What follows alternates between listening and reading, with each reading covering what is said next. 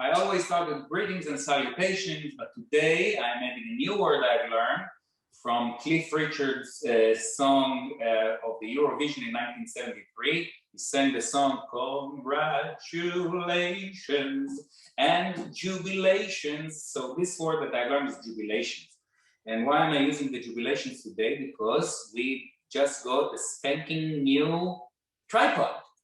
And this tripod hopefully will help us to get a more steady video and let us know if it works and if it's better. So we are starting today another installment, and this is the Shavuot, the holiday. So Shavuot in Hebrew means weeks, exactly. If you say Shavuot, that means weeks. If you talk about the holiday, people know that this is the holiday.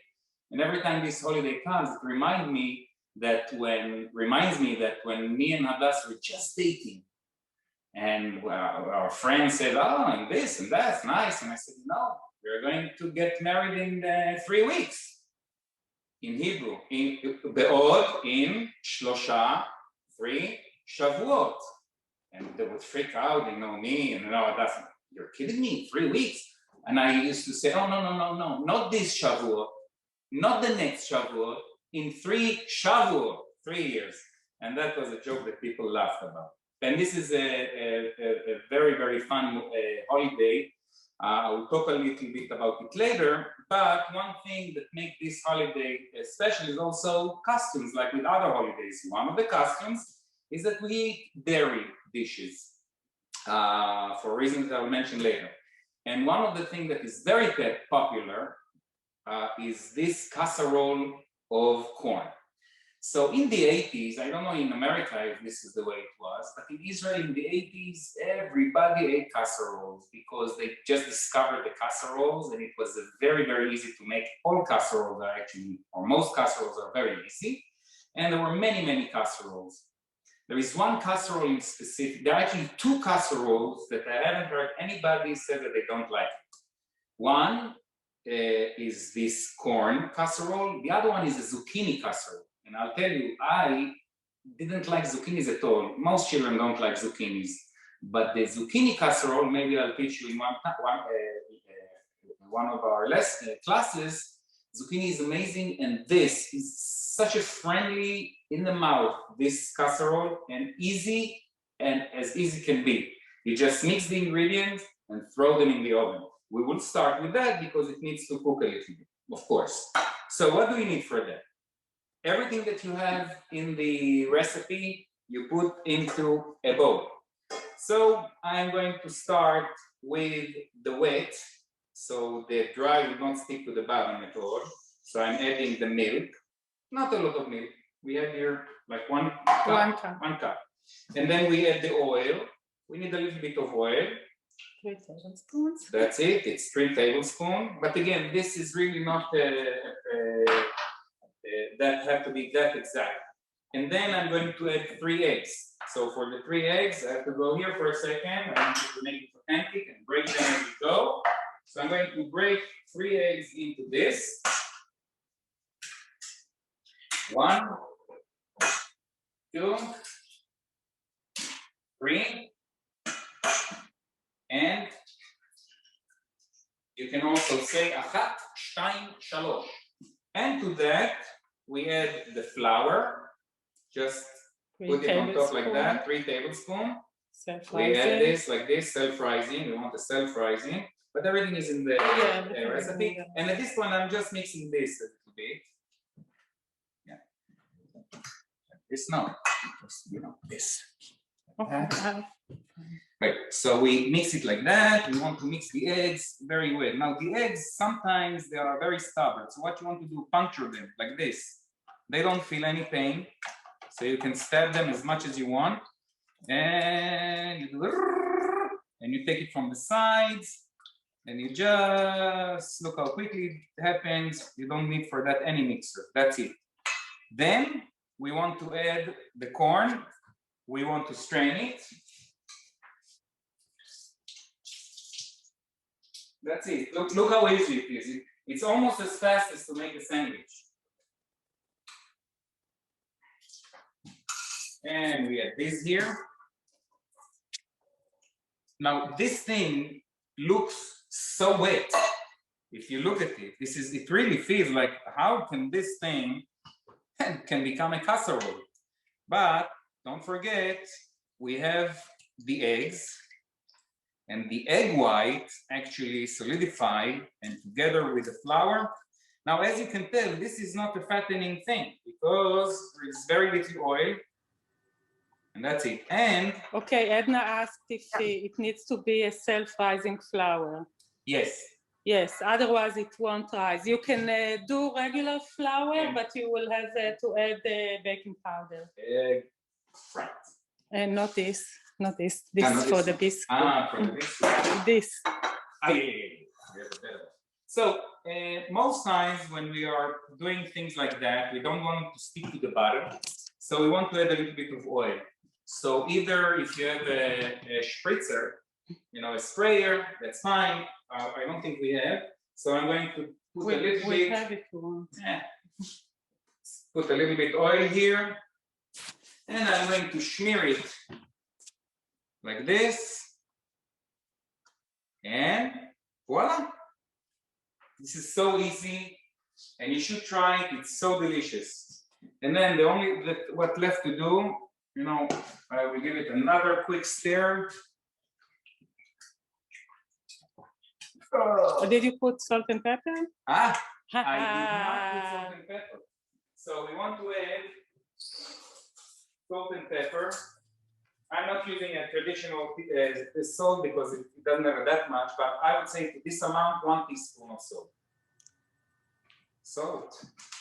Yeah, and should it be the 10-inch diameter dish? What? Should it be the 10-inch dish that you're using? I would say this will fit. Let's see. I think it will fit nicely in a 10-dish. And you want to add a 1/4 teaspoon of pepper. Cantor, you said you could use frozen corn? Yes. Yeah. Yeah, but you have to, you get a lot of liquid from that, so you have to defrost it first? No. No. Just yes. Yeah. The frozen corn doesn't come with liquid, and actually it's tastier because it's really fresh and it's not. So you can definitely use. Look, you can use real corn and cut it even better. But this is fine, and this works very well. In Israel, nobody had corns, and we didn't have the frozen one. And look how liquid it is. That's really almost scary. You would say something like this. I'll bring it to you. Something like this. Look how liquid it is. It's really, really, really like loose. Right? It doesn't look like something is going to come out of it. But rest assured that maybe it will work. So, and on top, to make it like a nicer, we add the mozzarella cheese. Now, I would say you can use mozzarella cheese. You can put, if you like, a Gouda cheese on top too. You can use any cheese. You can put the mozzarella, and on top of it, you can add the Parmesan cheese. You can do whatever you like. And as a matter of fact, I haven't read in any place that corn doesn't go with basil. You can add on the top a few leaves of basil. The reason the recipe doesn't come with basil is because this is an old recipe from old time, and people were very poor, and you couldn't find even a basil, even if you want to. But you can put whatever you like, and it will work. And that's it. And this is going to make. And we take this and we put it in the oven, 350 degrees, and we'll see what happens. Now it's 7:12. I would say 30 minutes it will be ready. Around, yeah. All right. Okie dokie, and this goes to the oven. That's it. And we'll wait. Timer. Okay. Timer 30 minutes. Just to What check. temperature? What Yes. temperature? What temperature? 350. 350 for how long? Yes. With this we're done. And we're moving to the next dish. The next dish we're doing for how long at us? Maybe 20 years or even before when we came from Israel? Yeah. This is like this thing we do, does for such a long time. And this is one dish that we always got compliments, like it became a standard every time we served it, whether in Israel or here. This was something that people were attracted to, ate it, and were very, very pleased. And sometimes, you know, we work on something that requires so much more work and expensive ingredients, meat or fish, and at the end you get a compliment on that dish. So this is cherry tomatoes and pine nuts. Okay, so we strain them in the strainer, and we forgot to wash. We'll wash it in a second. But you know what? Before I wash it, I will start with the pine nuts because the pine nuts take a little while. So as you know, we have the oil. Okay, so surface light. So, you know, you can with or without oil, whatever you prefer. I like the oil, and as a matter of fact, because we are going to use oil in this salad, then you'll have oil flavored with the pine nuts, and that's a good thing, I think. So I'll add a little bit more. And we will put less later. So what we do, we turn on the heat. I will put it on medium, because I don't want, as I always say, this pine nuts has a sweet spot, that once you go beyond this sweet spot, it gets bitter. And before the sweet spot, it's not really ready. So when you eat just a raw pine nut, it's also nice. But it's much nicer when it's roasted. So we put it there, and then I'm going to take something to mix it. And as I mix, oh, this was bitter. Very strange. So maybe you need to roast it. No, you don't always have to roast, but you know, some of them, sometimes, pine nuts can be eaten as is, because it's a nut, but sometimes you get a bad one. Okay, so I'm putting it like this, and I'm leaving it like that, and let it rest, and then I'm going to strain the tomato, and then give them a quick wash.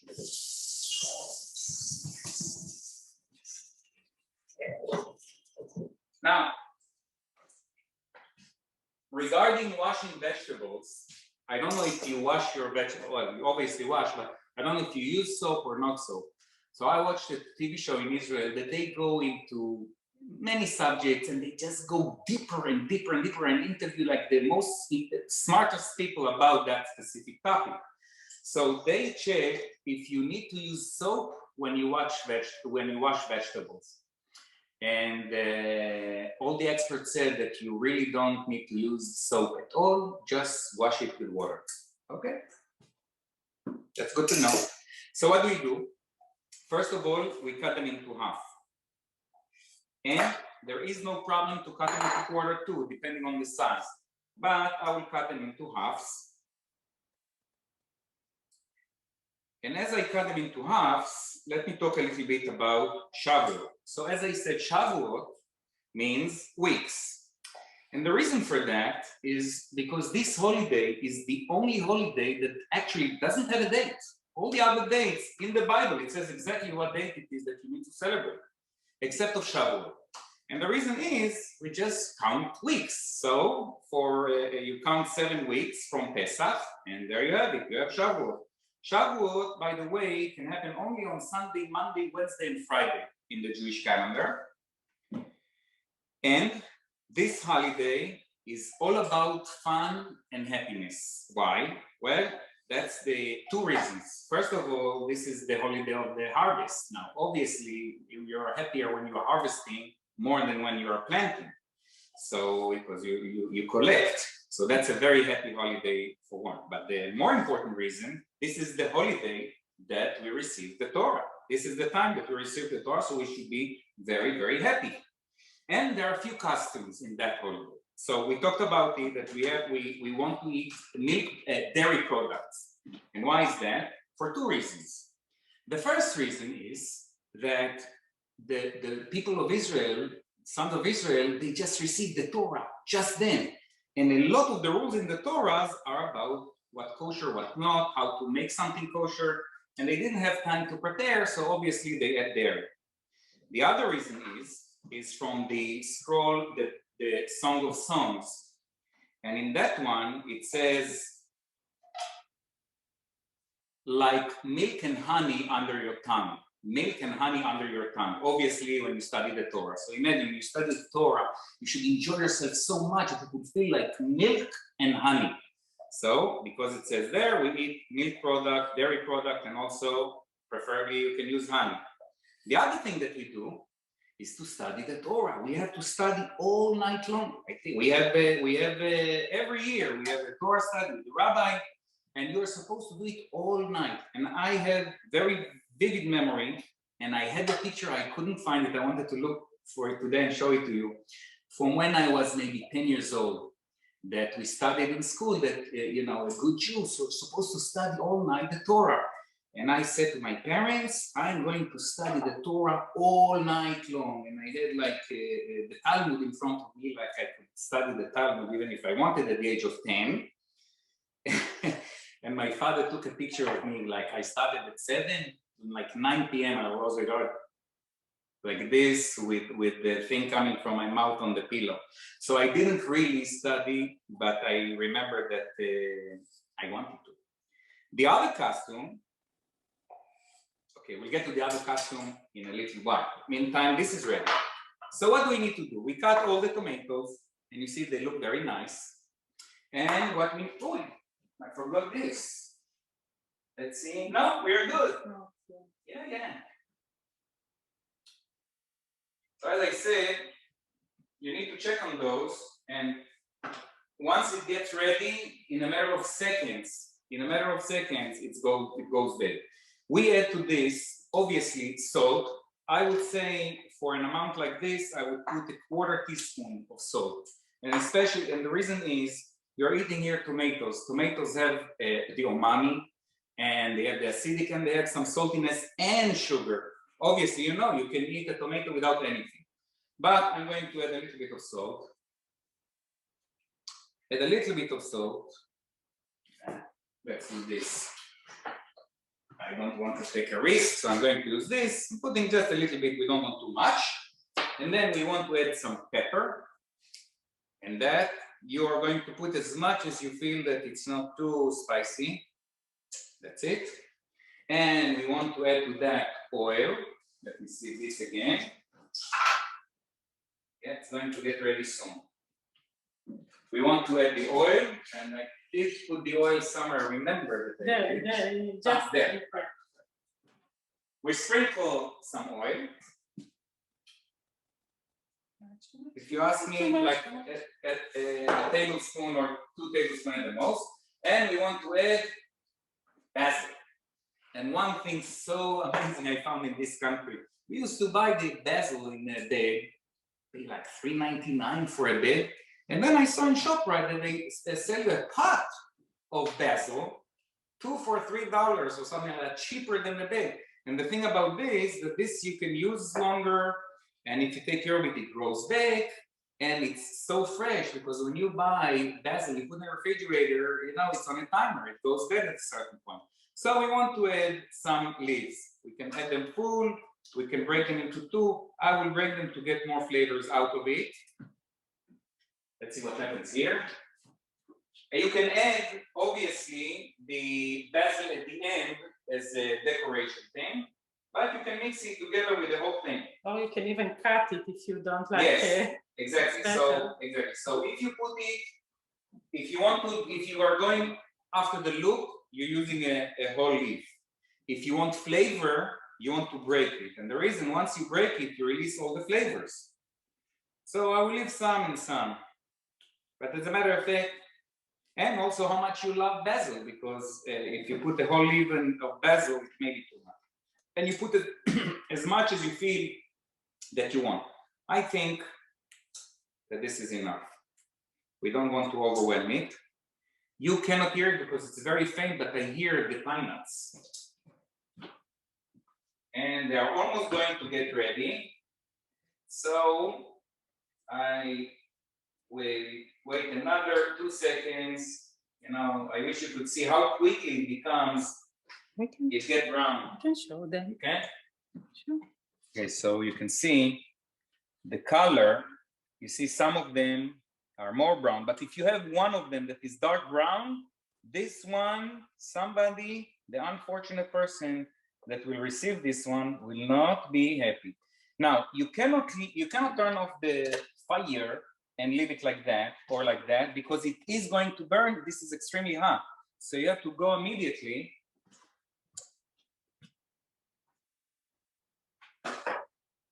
And you want to add it immediately.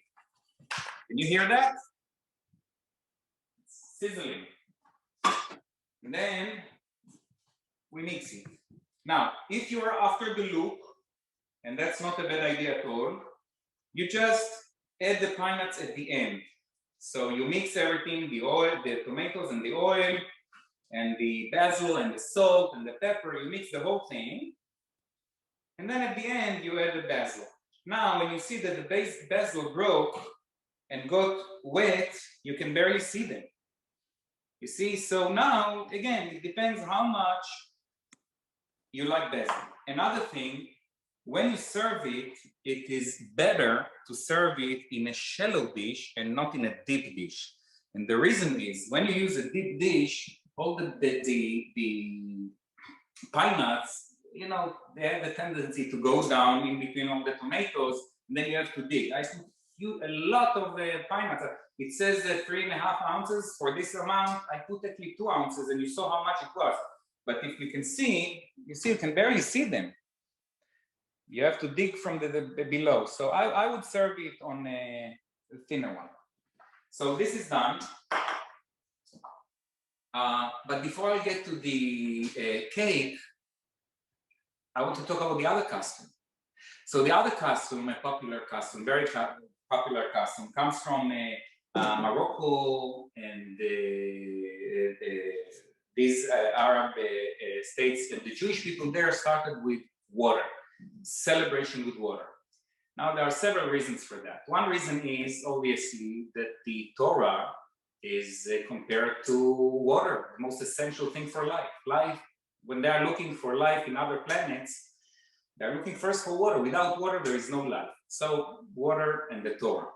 The second reason is, according to the tradition, the people of Israel, just the night before they received the Torah, they slept late. That's what it says. And they slept late, and they were late for the all the event. And because of that, two things what they were supposed to do. One thing is to study Torah all night. That's the reason that we study Torah all night. And the other reason, is, again, this came from these people from Morocco, is that they refresh themselves with water to get awakened quicker.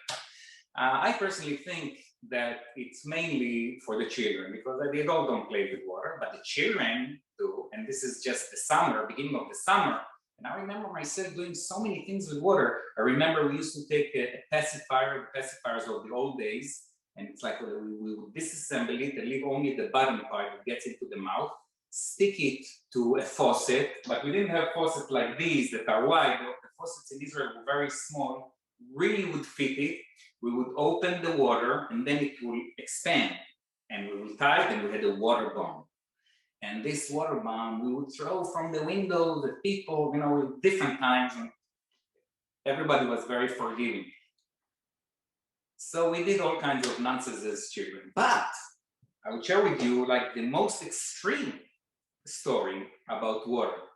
So I have a cousin, maybe I said it before this story. I have a cousin who is 15 or 17 years older than me. And he was known to be a jokester up to these days. Every time when I see him, we have to start with a joke. Always a big jokester. And one of the things that is known about him, because it didn't only come from his mouth, a fiasco that he has done in the largest synagogue in Jerusalem, the Knesset Yeshurun Synagogue. Yeshurun Synagogue is a few hundred feet from the great synagogue in Jerusalem. It's a big synagogue and very popular, and many, many people come there. And during the service, during Shabbat and holidays, there is the Birkat Kohanim, the priestly blessing, the same thing that me and the rabbi sing. Actually, originally, it's supposed to be chanted by the priests, and we don't do it here, but maybe you remember it from your childhood if you went to an Orthodox synagogue, that during the repetition of the Amidah, the Kohanim, the priests, come to the stage, and in the old days, the synagogues had a huge stage. That synagogue had the bigger stage that we have on Shaiman Hall for the High Holy Days. And they have to wash their hands first. So the Levites would go with the Kohens underneath. It was a facility that underneath there was a place that they would go. The Levites would wash the Kohanim hands, and then they would go up to do the thing and come back. Now they couldn't go up to do it with their shoes. They had to take off the shoes, wash their hands by us. And I used to go with my father because we are Levites, and I used to see it all the time. And my cousin was a Levite too for the same reason. So what's the story? During the holiday of Shavuot, as he went with his father, I wasn't there because I don't think that I was even born. During the time that he went with his father to wash the Kohanim hands, all the Kohanim left to do the blessing, and he stayed behind, and he filled their shoes with water. All of the Kohanim, and I'm talking about, I remember from my time, there would be 30 or 40 Kohanim, respectable people, very few youngsters, but Kohen. And I haven't seen it, but I can only imagine what would happen when they came and saw all their leather shoes filled with water to the brim. And nobody could really get so upset at me because it's the water holiday. Saying that story, I'm going to continue with maybe the best part for this evening, and this is the cake. So this cake, what's special about it is, first of all, that it doesn't require any baking. The second thing, it's like a 1, 2, 3 cake, really. Just mix the thing, play with it a little bit. Children love this. I remember from my childhood. I cannot imagine anybody that will not like this cheesecake without cheese, so only with cream and milk. So this thing we are supposed to do over there. And again, it's very, very simple thing to do. It's like you follow what you need to do and you put the thing. So first of all, we add the milk, and we have here 1 cup of milk. We add the milk. We add the sugar. This is the pudding powder. This is sugar. Now sugar, it calls for like a tablespoon or 3 tablespoons sometimes. We use 1 tablespoon. I like very sweet, but this is plenty and enough. So 1 tablespoon is enough for the whole cake. We add that. Then we add, this at the end. This is a magical thing. In Israel, they use it for almost everything that is sweet. It's instant pudding, vanilla. This is great. It has great flavor of vanilla. It's a little bit sweet. It thickens things. And I remember my childhood, my mother would just mix it with milk, mix it not even with a mixer, put it in the refrigerator, and that was my sweet delicacy. So we add this one, very strong vanilla flavor, and you can get it in ShopRite easily, very readily available. We add that.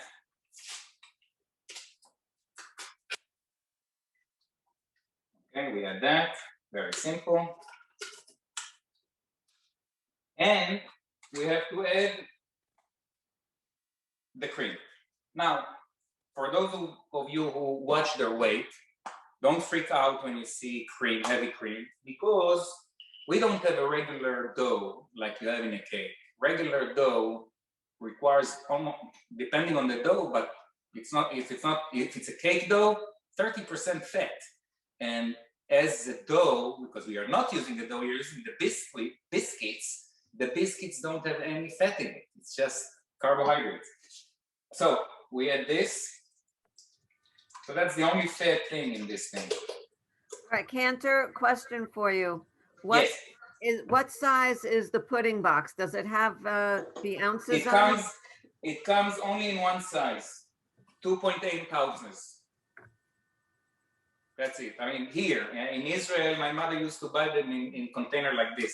But here, and in Israel too, I think now they have it in 2.8, and this is the exact amount that you want to use.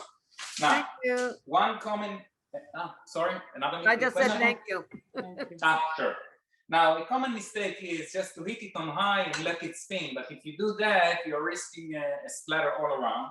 So you always want to start slow, maybe on 2 or 1, just to get it going. And we have this. And I'm going to put it on high.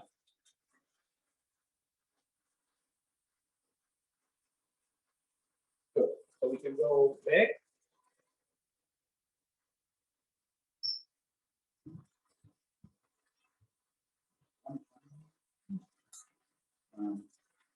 Okay, so these biscuits are actually the petit bear, the French famous one. Now the petit bear is better because it's made they add butter to it, better flavor. But this is great. This is extremely cheap. I remember we used to buy them for $1 okay? And it's a great treat because it doesn't have fat, and it's like the equivalent to a pretzel, actually, but sweet. So what do we want to do? And this is also fun to do with children. We want just to spread them, but before that, we want to add the milk, and we want to add some Irish cream. Now, you don't have to use Irish cream. Me growing up, can everyone hear me with this noise? Maybe. Huh? Let's see, it's ready. A little bit more. A little bit more. Okay. Another 2 seconds.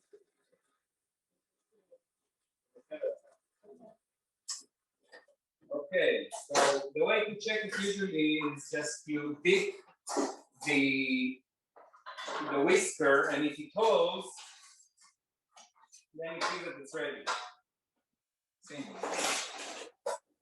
That's it. And good thing that I remember, because otherwise I would get butter. So you see how quickly it becomes ready. Now, you can taste it and see if it's sweet enough or not for you.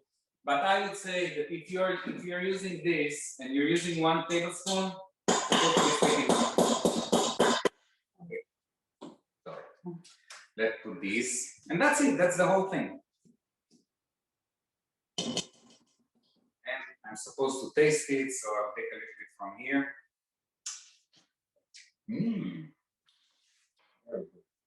It's delicious as it is. You can put it in a cup and serve it to people. They will be very happy. Now what we want to do, we take the biscuits and we dip them in the milk. Did I open it? No. Ah, yes, I did. Right, we take the biscuits. We dip them quickly in the milk. You didn't add the Irish cream. Right, so I meant to. And as I said, Irish cream is really, Yeah, it's new.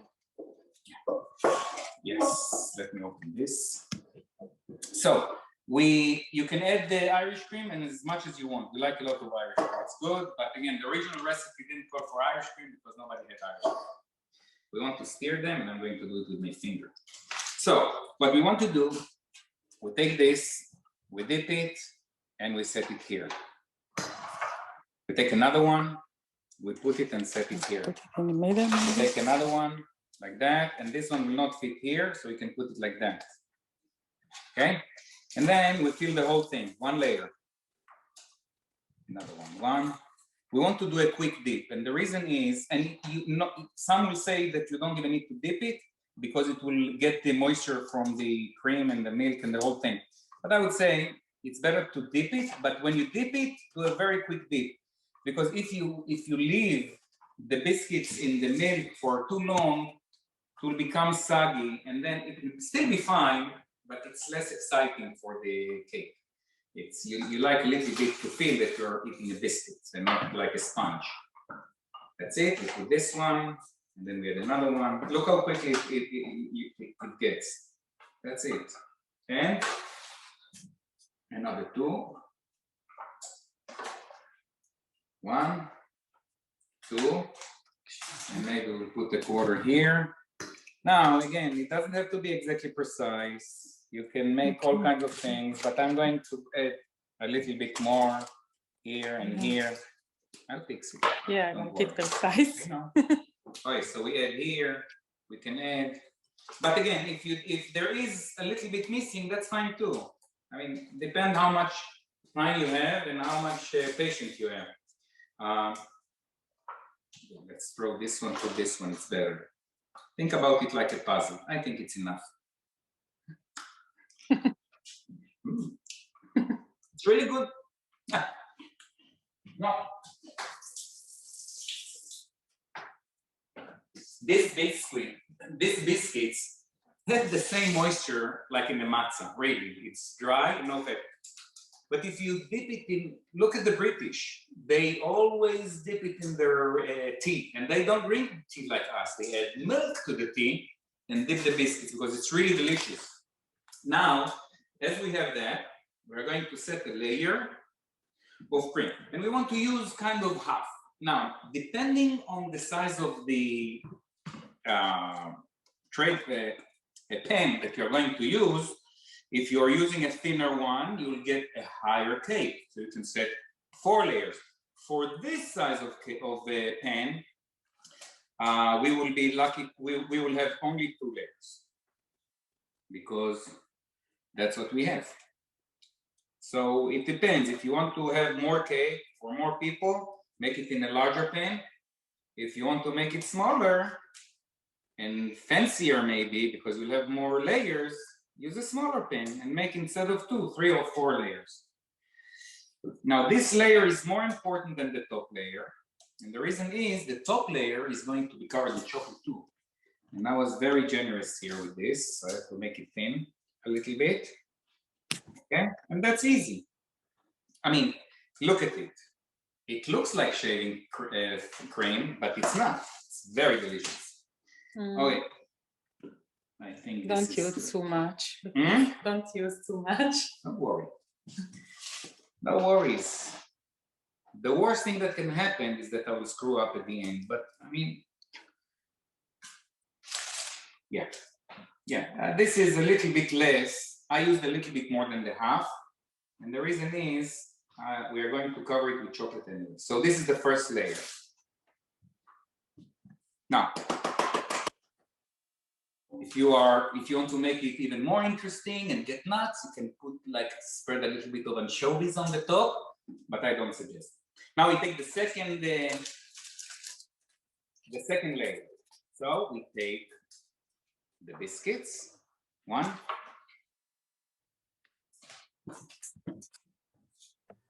Yeah, Cantor, someone would like to know what size pan you are using right now. Okay, what size pan this is? I think this is this is we get it at Costco, right.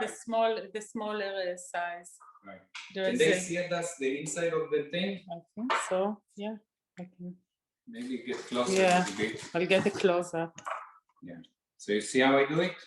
And by the way, if something is wrong with the video, tell us. If you want to see different direction or different angle, don't be shy. Okay, so we put them and we add them. And okay, we open another pan. I make such a mess. That's okay. Okay, so in 1 minute, I'm going to check on the casserole. And casserole in Hebrew is pashkida. So we add this and we add that, like that. And another layer. Look how quickly it is. I mean, I'm finishing the cake. I think we didn't work on it even 15 minutes. I think maybe it's like 10 minutes. Then we add another layer. So I made a mistake before, as I set it, because I set them horizontally. Now I see that they fit much better if you're using vertically, because then they fit perfectly well. See? Like that. That's it. Last one. Perfect. You see how much better fit it is? It's like it was designed for that. That's it. Now, I'm going to take a quick look what we have here. More. Let's give it another 5 minutes timer. Timer 5. Start. Okay. Now we add the second layer. And as I said, this is the top layer. And it is going to be covered. So I'm going to spread it as much as I can, so everything will be covered. We can also use this. I don't like to waste. Right, who likes to waste?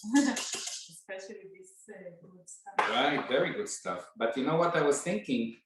I wanted to lick it at the end. Ah. But it's a good thing. Yeah, But we have plenty. The kids always fight Yes. with going to lick. Yeah, yeah. Look, you're doing very well in the amount. See? Yeah, can you get a close up? Sure. Yeah. I think we'll have the exact amount that we need.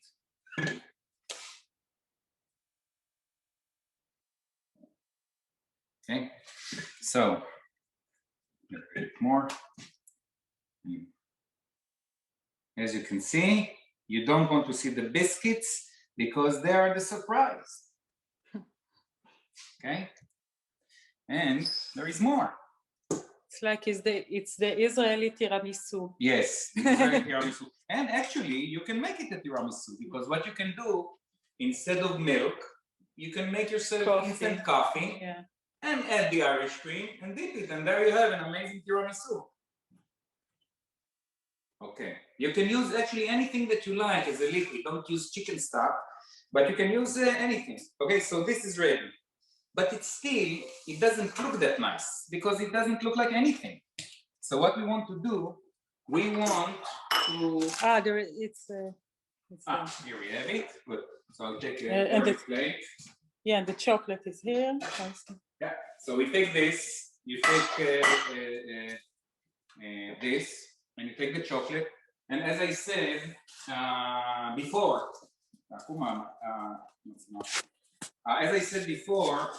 this is, if you want raw, dark, delicious, good quality chocolate, you want to use this. Wait, so now how much chocolate you need to use? Well, that depends how much chocolate you want. I would say I will start with this. I think this is even too much, but we'll see how it is. Yeah. So we'll see as I go. I will go on the thick one. And also you can go on the thin one. Let's see what is better. Yeah, I like the thin one better.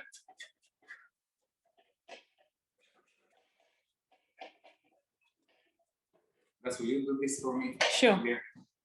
Yeah. Good. Okay. The reason I asked Hadass is because I had some, I pulled a muscle in my arm and I have a problem with it for too long. 1 second.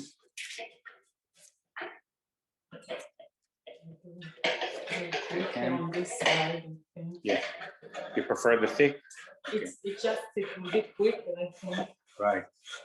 So if you're using the bigger side, then you would have some chunks a little bit of chocolate, but it's still fine. The fine one will give you really like a very, very mellow and nice this. Now, if you want, you can also use the food processor and just crash the whole thing in small bursts.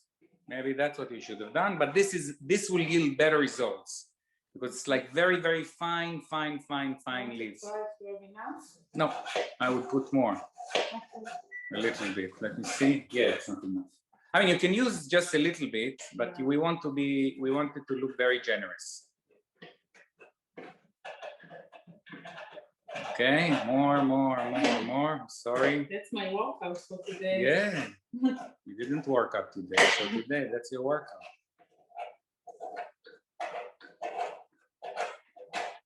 Very good.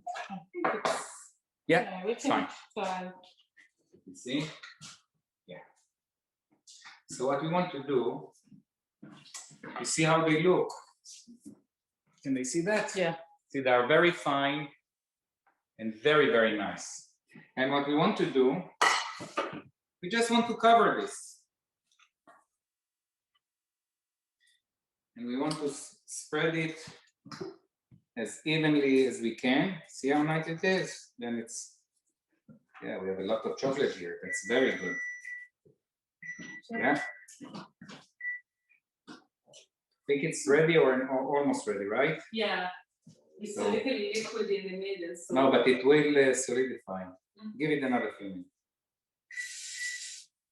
Okay, it will solidify. And again, things that come directly from the oven, they are so hot, it always feels much porous than more liquid than actually it is after it cools. Anything that you do, you make hummus before you put it in the refrigerator. When it's warm, it's more liquid. After you put it in the refrigerator, it gets this. Now, this is the cake. It's ready. See, that's the cake. Now, there is one big downside to this cake. And the downside is it's not ready to eat. Obviously, you don't put it in the oven, God forbid, but it needs, the biscuits need to drink all the good things and settle in. And you want it to be cold, most definitely, because then when you cut it, it will stay. So if you cut a square, it will be a perfect square. So you want to put it into the refrigerator, preferably overnight, but at least for 5-6 hours, some say even 8. So, but I would say at least 3. Just to put it in the refrigerator so it will cool and hold its shape, and the instant pudding will do its thing. But I'll tell you this cake is very, very easy to eat and light and incredible. So we'll put it later in the refrigerator, and let me take a quick look what happens here. Ooh, yeah, it's bubbling. Let's put the heat on and do something. Let's put on broil for half a minute at least, just to give it the color. I'll put it on broil, start it. Now, broil is a very risky business because once you set it on broil, you get the top darkened, but it's very quick. If you miss the thing, it burns. So I'm going to get ready because I know that it's very hot. I'm going already to get the things that I need. I'm going to take these two. Plus, because I'm nervous usually, I'm going to take these two. And then I'm going to wash it. Yeah. And that's it. Can you bring the iPad closer to set it up so we can open it and see what happens? Like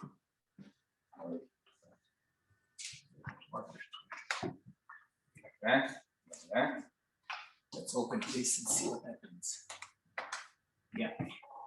Very, very quickly it's going to happen. But it's very liquid in the center. Yeah. But it will be fine. Few seconds.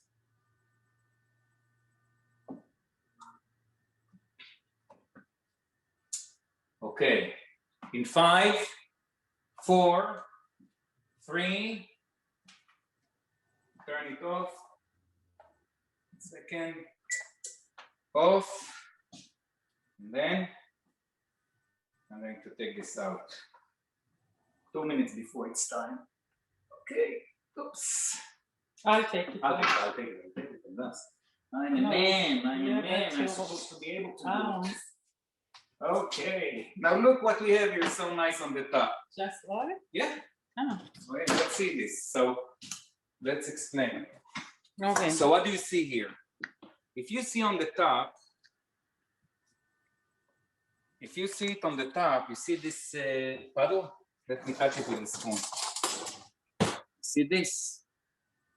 This is pure oil. Oh, wow. And this oil came, you know what, let's wet the top. This oil came up. We use mozzarella. Mozzarella is maybe 20% by fat by volume. And it rose a little bit. So this is ready. Ideally, you want to wait until it cools down before you cut it, because then it will be very solid. Let me take a chance and a risk and see what happens. Now the way to check it, 1 second. Like every cake, the same rule applies here. Let's stick this thing. Yeah, it holds. It's very, very soft, but it will hold.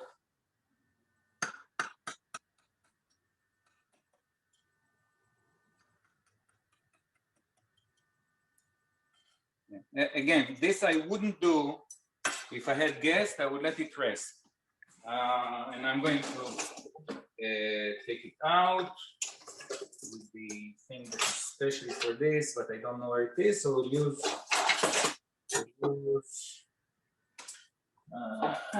we have the thick one. No, but I think I can get it with this. Yeah, always, the first one is always the most difficult. You remember that we had this gadget? It's for salad. No, we have one for cake. We have a gadget. We never use it. Why? But we should. Yeah. I got it for. Get me a plate, Tom. Oh yeah. Yeah, it needs to. Yeah, it no, needs it just to need to cool down. But you see, yeah. this thing melts in your mouth. Really melts in your mouth. And what did we have here? There is no cream in it. It's just milk, eggs, corn, a little bit of flour, this self-rising flour, and you have this. So this is not a fattening dish, but very, very satisfying. And for those who love corn, you'll smell the corn as you do it incredibly well. And that's it. You want to try it, Adas? You always try it and always honest.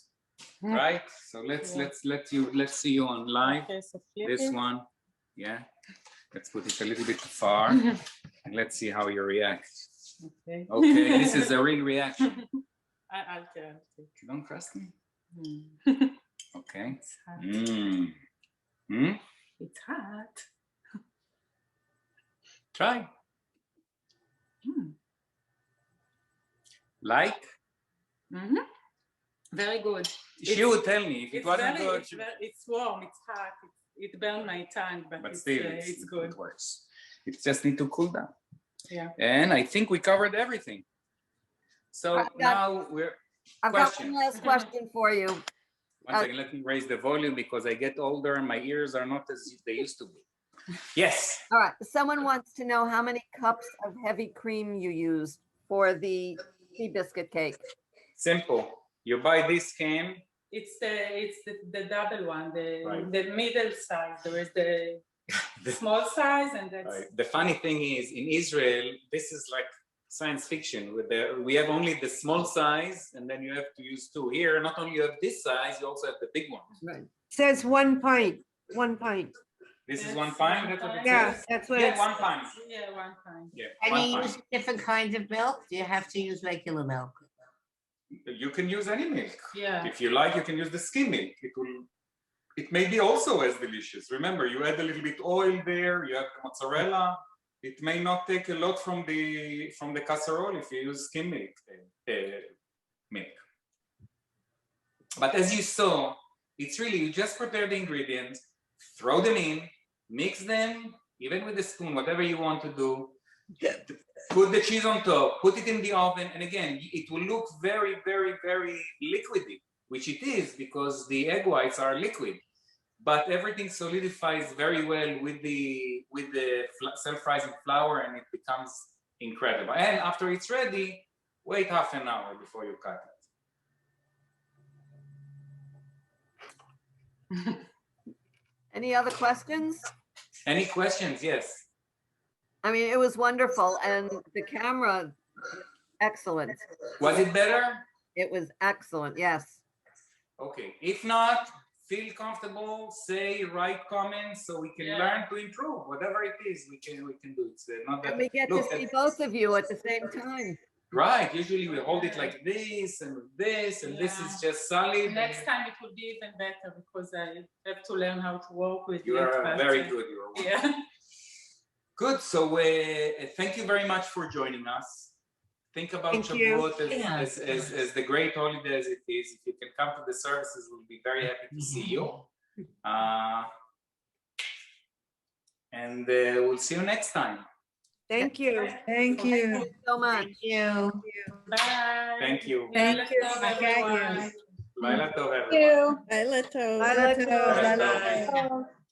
Do we still have to sign up for the services? Oh, good question. Usually we want to know how many people can attend. I would never see it as a problem because unfortunately, even though people can come, people don't come. Sometimes it's only me and the rabbi, the Zwigs, maybe another couple or two if we're lucky. So don't be afraid that you won't find a seat. But if you can, come. Okay, thank you. Thank Wonderful. you. Thank you. Everything was great. Thank you. Try this. At least the casserole and the thing and the And cake. the cake. At least try this thing. Yeah. Great. Thank you. Bye. Bye-bye. Thank you. Bye. Bye. Bye.